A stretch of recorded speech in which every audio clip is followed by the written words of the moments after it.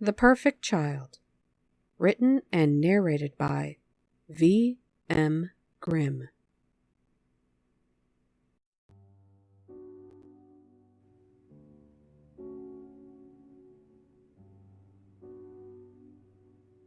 Martha's son, Timothy, was perfect. He was beautiful, his features were delicate, and he was vibrant. He behaved so well compared to his siblings. A perfect example of the old phrase, "A child should be seen and not heard." He would charm any that would catch a glimpse of him, and people would fawn and praise him. Martha always felt a swell of pride when they did this.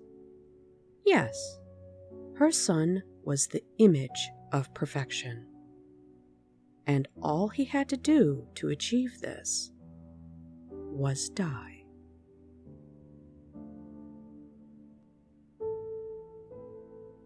If you asked Martha a year before what she thought of memorial diamonds, she would have said the idea was too morbid. A gem made from the carbon of a loved one's hair or ashes and set to a piece of jewelry sounded disgusting. Who would want such a thing? Would one be willing to wear their grandma around their neck? Or have their husband replace the diamond on their wedding ring? No, absolutely not. It wasn't natural. It wasn't normal. It was just sick.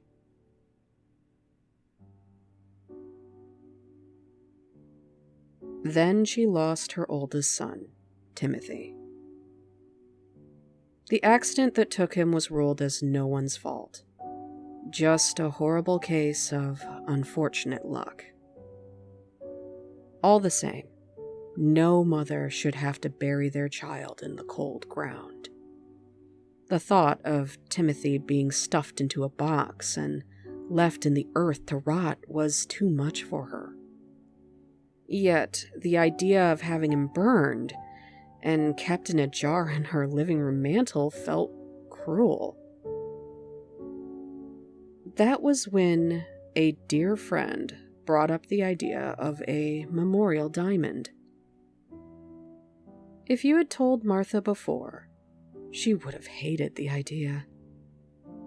But when faced with the other options for her beloved son, she could see its merit. Now, even in death, Timothy would turn heads, and Martha couldn't deny that she grew to enjoy the attention.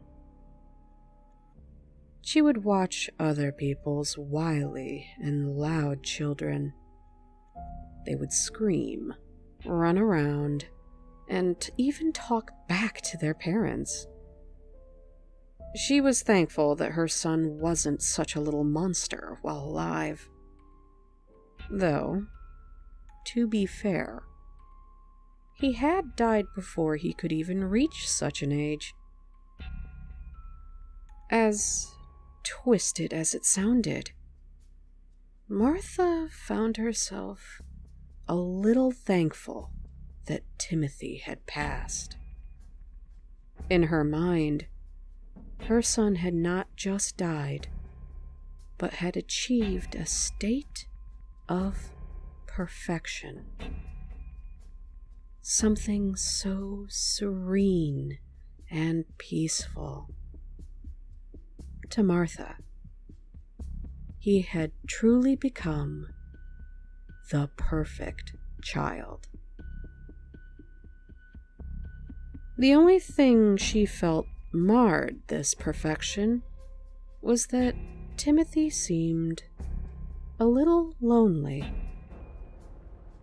Martha would study her other hand, barren of any rings, and began to ponder. Wouldn't it be nice if Timothy's sisters could also achieve perfection.